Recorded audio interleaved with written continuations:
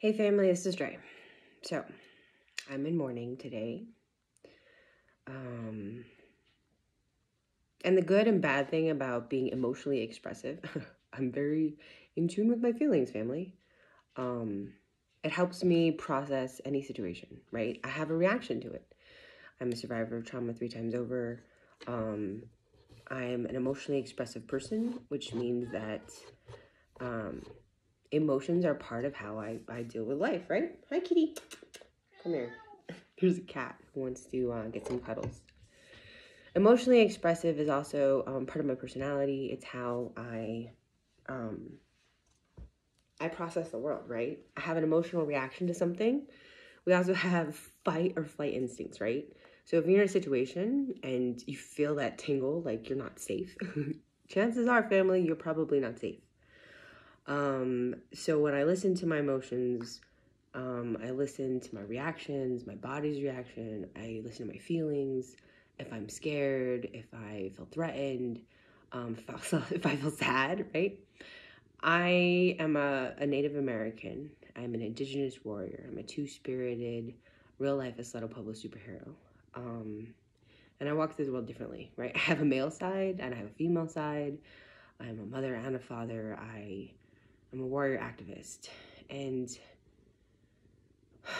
when I talk about walking the path of my ancestors, I mean I'm in touch with that. Like, indigenous people, we're emotional, we feel, we're in touch with our environment, our people, our land, our communities.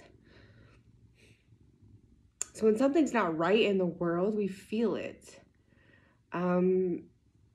So that's what I mean by reclaiming who we are, right?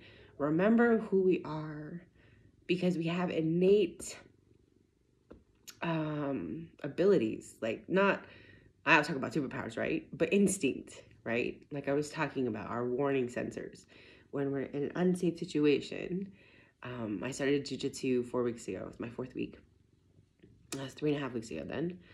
And my instructor, my coach, is always reminding me, it's okay to run away at this point, right? After you've choked them, you can run. And we forget about that because sometimes we're trained to fight, or sometimes we're trained to stay in abusive situations, whether it be work, whether it be relationships, whether it be friendships, whatever it is. And we have to start remembering to listen to our instincts because we've been socialized to take abusive and dehumanizing behavior. So I've been processing my emotions today, and I've been feeling sad because I miss a friend. Guilty because I couldn't do more. But then I realized it's not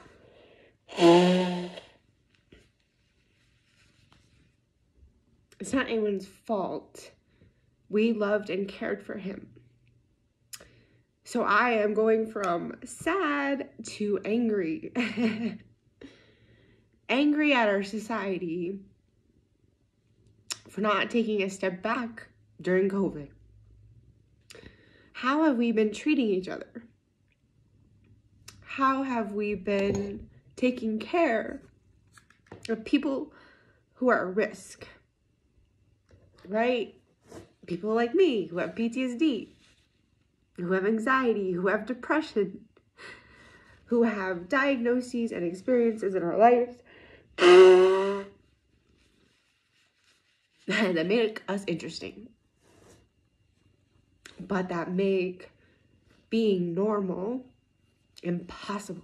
We cannot be normal, and we should never be held to that standard.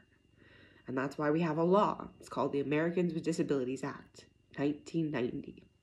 My students, shout out to y'all. I'll remember that. We have laws put in place to protect us. Unfortunately, they don't always.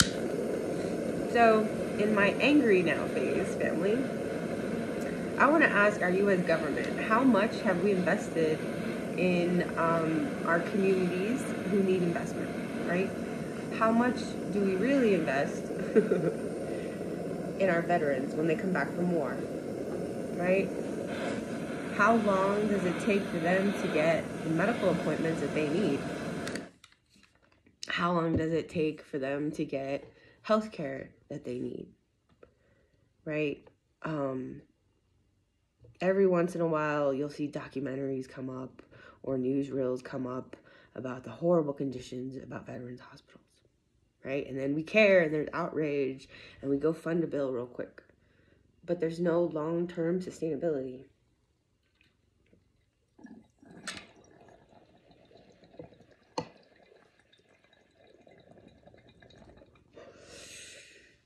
Hey, you. So I'm asking, family, why don't we put more of our money not into the bombs and the planes and the ships and the tanks, but in the actual soldiers themselves, in the human beings who put their lives on the line and give service to this country?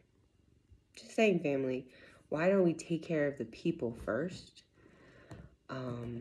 This Coyote's model is always to put people before policy. Family, people matter. Our lives are being affected by COVID. They're being affected by capitalism. They're being affected. You guys gotta check out this cat. Oh my gosh. He is like being so cute off camera. And we haven't even stopped to like take a breath, right? So I'm angry at society, Zeus.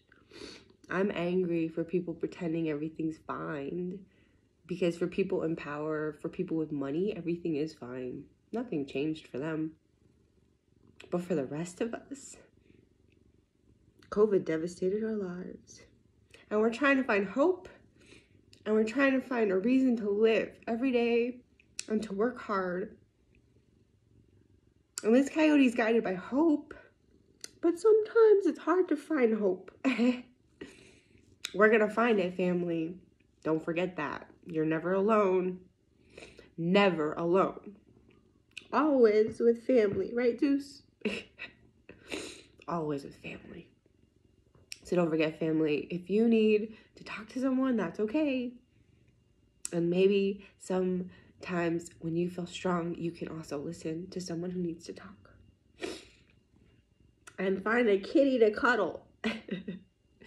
All right, family, I just wanted to make this video to again call for accountability from our governmental agencies, to invest in our veterans, to invest in our people with disabilities, to make actual changes in governmental agencies, in hiring practices, in schooling practices, because ADA right now, Zeus, is not protecting us. No, it is not protecting us. Students are still getting pushed out of schools, family. Higher education is still a hostile place for someone with disabilities, and accommodations are not being honored. And our veterans, they need appointments within a timely manner, and they need full coverage, family. Have you ever looked at the disability math for veterans? You have to be like 130% or 120% disabled, and I'm not joking about that. The math is crazy, Zeus. So shout out to all of our amazing people who keep our communities going. We love you.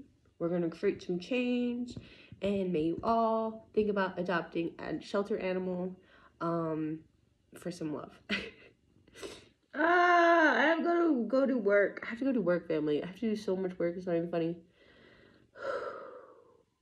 But, dear brother, may you watch over us as we continue our adventures, right? May you rest in peace. All right, family. I'm off to go cause trouble somewhere else.